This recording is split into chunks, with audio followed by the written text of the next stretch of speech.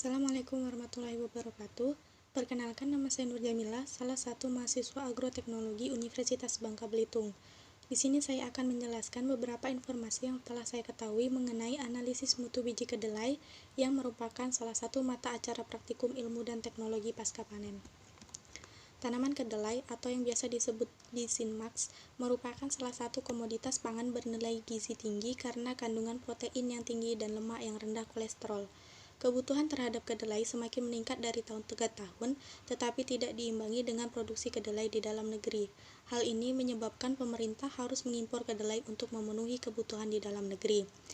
Tingginya kebutuhan kedelai dikarenakan kedelai merupakan salah satu bahan yang dapat digunakan untuk memproduksi beberapa olahan makanan seperti tempe, tahu, kecap, tauco, susu kedelai, dan lain-lain. Uji mutu biji kedelai merupakan pengujian yang digunakan untuk menentukan kualitas atau mutu biji kedelai. Uji mutu biji kedelai sendiri ditentukan oleh beberapa hal seperti butir utuh, butir rusak, butir belah, butir keriput, butir warna lain, dan kadar kotoran.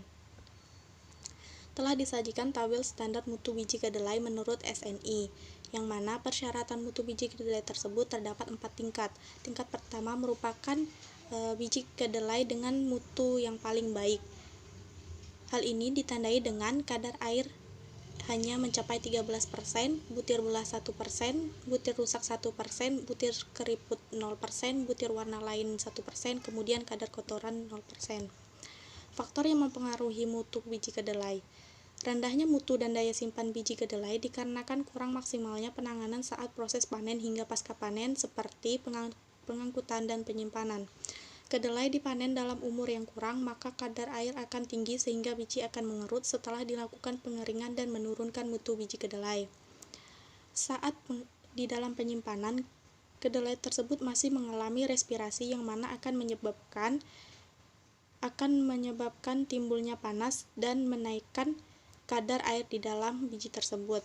Kadar air yang tinggi saat penyimpanan dapat menyebabkan tingginya presentase biji belah, biji keriput, biji rusak, biji warna lain, serta terjadinya infestasi mikroba seperti cendawan Aspergillus flavus. Cendawan Aspergillus flavus ini dapat memproduksi toksin berupa aflatoksin. Aflatoksin ini merupakan salah satu toksin bersifat karsitogenik, yang mana toksin ini dapat mempengaruhi kesehatan manusia apabila dikonsumsi.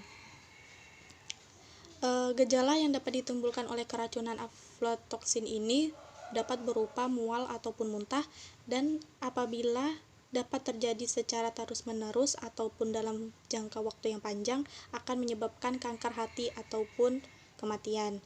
Baiklah, sekian informasi yang dapat saya sampaikan. Kurang dan lebihnya saya mohon maaf. Assalamualaikum warahmatullahi wabarakatuh.